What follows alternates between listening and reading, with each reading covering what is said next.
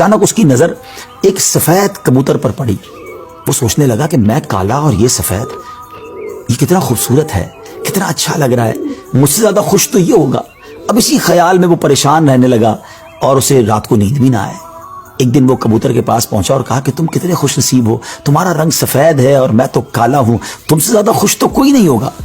کبوتر نے کہا پہلے میں بھی یہی سمجھتا تھا, لیکن جب میں نے طوطے کو دیکھا تو میں حیران ہو گیا کہ طوطے کے تو 2 رنگ ہیں, میرے پاس تو ایک ہی رنگ تھا. تو طوطا زیادہ خوش نصیب ہے, وہ زیادہ خوش ہے, وہ زیادہ لائف کو انجوائے کر رہا ہے. اب کوّا کبوتر کو چھوڑ کر طوطے کے پاس پہنچ گیا. کہا طوطے تم تو زیادہ انجوائے کرتے ہوگے, کتنے خوش ہوگے کہ تمہارے پاس تو 2 رنگ ہیں جسم پر, تمہاری باڈی بہت خوبصورت لگتی ہوگی. تو طوطا کہتا ہے کہ پہلے تو میں لائف کو بڑا انجوائے کرتا تھا کہ واقعی میں بڑا رنگ برنگی ہوں, مگر جب میں نے مور کو دیکھا نا تو مور تو کئی سارے رنگ لیے ہوئے ہے, اتنا خوبصورت ہے کہ اس کو دیکھ کر مجھے لگا کہ میں تو کچھ بھی نہیں ہوں. اب کوّا اڑتے اڑتے پہنچ گیا مور کے پاس. مور چڑیا گھر کے ایک پنجرے میں موجود تھا. پہلے تو وہ انتظار کرتا رہا کیونکہ بہت سارے لوگ مور کو دیکھنے آئے تھے.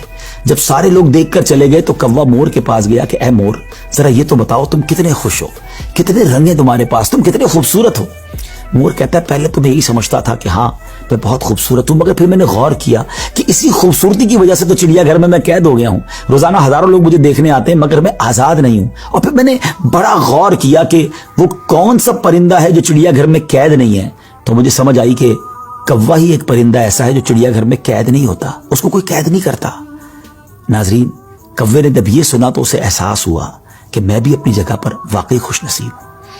اب یہاں بظاہر تو یہ ایک فرضی واقعہ ہے, لیکن اگر اس کو ہم اپنی زندگیوں پر امپلیمنٹ کریں, اپنے بارے میں سوچیں, ہمارے پاس بہت کچھ ہے, لیکن جب کسی کو ہم سے زیادہ والے کو ہم دیکھتے ہیں نا تو ہمیں اپنی چیزیں کمتر نظر آنے لگتی ہیں. اپنا گھر چھوٹا لگنے لگتا ہے, اپنی موٹر سائیکل, اپنی گاڑی, اپنی سائیکل وہ ہمیں بڑی کمتر لگتی ہے جب کسی کی بڑی گاڑی دیکھتے ہیں, کسی کا بڑا گھر دیکھتے ہیں, کسی کی لائف سٹائل کو دیکھتے ہیں. جو ہے اس پر انجوائے نہیں کرتے بلکہ اس پر شکوہ کرتے ہیں, ناشکری کرتے ہیں.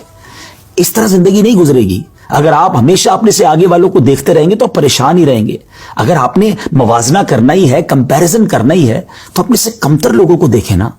کئی لوگ بڑی مشکل زندگی گزار رہے ہیں. اللہ نے مجھے اور آپ کو بہت خوشحال رکھا ہے. جی ہاں, اب بھی ہم لاکھوں کروڑوں سے اچھے ہیں, لیکن مسئلہ یہ کہ ہمیں تو آگے والوں کو دیکھ کر ڈیمورلائز ہونا ہوتا ہے. شکر ادا کیجئے. اور سبحان اللہ, میرے رب کا تو وعدہ بھی ہے نا قرآن میں, لَإِن شَكَرْتُمْ لَأَزِيدَنَّكُمْ, تم میرا شکر ادا کرو میں تمہیں اور دوں گا. تو جب آپ اللہ کا شکر ادا کر رہے ہوتے ہیں نا کہ یا اللہ تو نے مجھے کروڑوں سے اچھا بنایا, تو وہ اور عطا فرماتا ہے, آپ اور آگے بڑھتے ہیں. تو بہرحال یہ چھوٹی سی حکایت ہے, اللہ کرے اس سے سبق لیں, ناشکری چھوڑ دیں اور شکر ادا کرنے والے بن جائیں.